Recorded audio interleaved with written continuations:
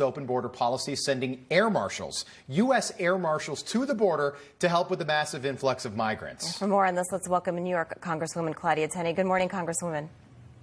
Good morning. It's great to see you this morning, Congresswoman. The president of the Air Marshal National Council is calling on Congress to return air marshals back to the friendly skies so they can do what they were hired to do, and that's prevent another 9/11.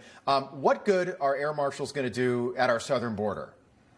Look, they're desperate. First of all, we have to take back the House finally in January and at least hold the Biden administration accountable, including investigations into Secretary Mayorkas, who's created this. But the air marshals have a job to do. They have a mission that is not to go to the southern border. But the Biden administration's desperate. Why not just finish the wall? It's costing us millions and millions of dollars to not finish the wall because we're violating contracts that we've signed. And also it helps slow down the flow of immigrants into the border, which helps reduce the stress on the border agents. And another thing is I have a bill that would actually take that 87,000 IRS agents, the money we used, the billions of dollars to create those IRS agents to crack down on lower and middle income taxpayers, and take that money through a rescission process and send it down to the border where we can help our Border Patrol deal with the problem.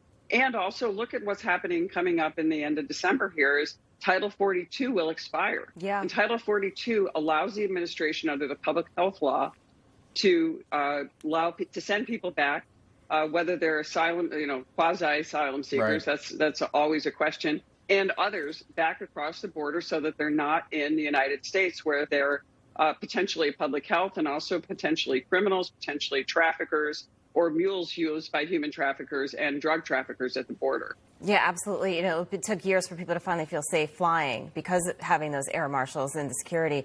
And now if they're not on those planes, you have to wonder how safe people will feel. Congressman, I want to move on to China. The protests happening there. I want you to take a listen to what John Kirby said the official White House position is on the protests in China. Our message to peaceful protesters around the world is the same and consistent. People should be allowed the right to assemble and to peacefully protest policies or laws or dictates that they take issue with. Congressman, I want to get your reaction because listening to that, it just sounded, I don't want to say a canned response, but you have people protesting. You have people who were drilled in their homes and burned to death because of COVID. This is a serious issue here, and I would have thought that it would have been a tougher stance on that. What do you think? Yeah, go ahead, protest. We're not going to help or do anything about it when you have legitimate claims. It's just like what's happening in Iran. We have what looks like potentially, it's not just protesters upset about the regime.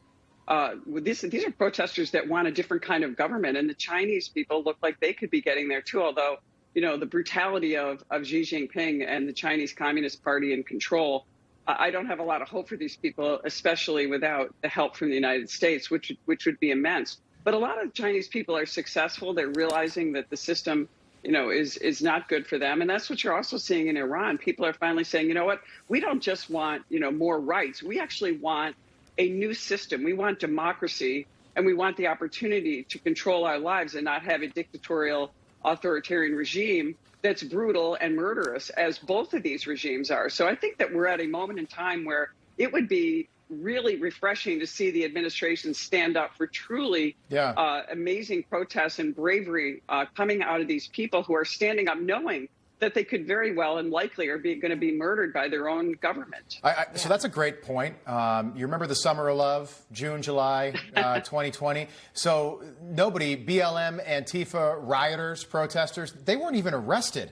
If these protesters, these pro-democracy, anti-lockdown protesters in China, if they're arrested, some of them are being killed. All right, some of them are being dragged out of there. It's a totally different situation, and I was stunned that the administration wasn't more firm yesterday in supporting that cause. But Joe Biden, again, follow the money. Okay, doesn't want to upset President Xi. I think there's a lot more to this story. Just remember, our own vice president during the Summer of Love was supporting people who were arrested and detained for bail. Yeah. So she was supporting violent protesters who were, by the way, seeking anarchy, creating the so-called Chaz, the autonomous zones in the middle of major Lighting cities in the businesses on United fire. States. Chop and Chaz, yes, those autonomous zones. I remember that. Congresswoman, great That's to see you. my home. It's my Chaz. Yes, autonomous zone. Good to see you, Congressman. We'll do it again soon. Thank you. Great to see you.